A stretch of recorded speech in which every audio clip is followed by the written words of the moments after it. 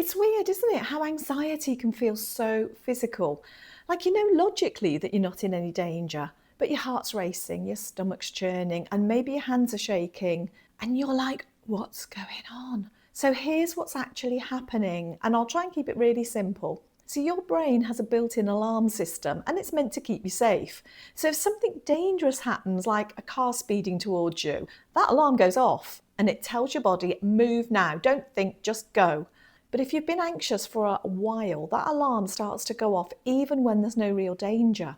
Maybe like before a phone call, or when you're trying to fall asleep, or even just when you're out shopping. The part of your brain that's doing this is called the amygdala.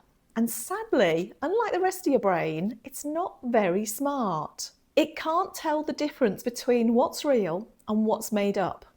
It can't even tell whether something is actually dangerous or whether it's just something that makes you feel uncomfortable.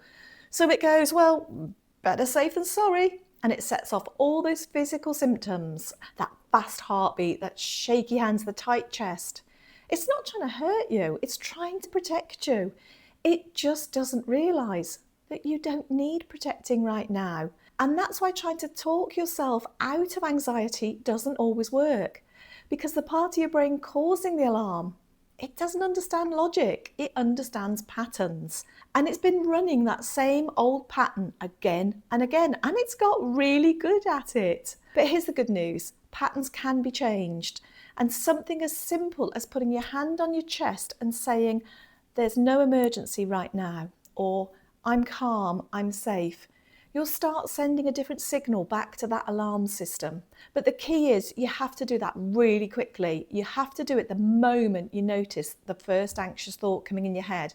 You can't have those thoughts and let them spiral, because otherwise they'll just go from your brain to your amygdala, and by then there'll be no talking it down. So the second you notice an anxious thought, practice that. Catch those anxious thoughts early and stop them getting to your amygdala, because that part of your brain really could do with a bit of a rest.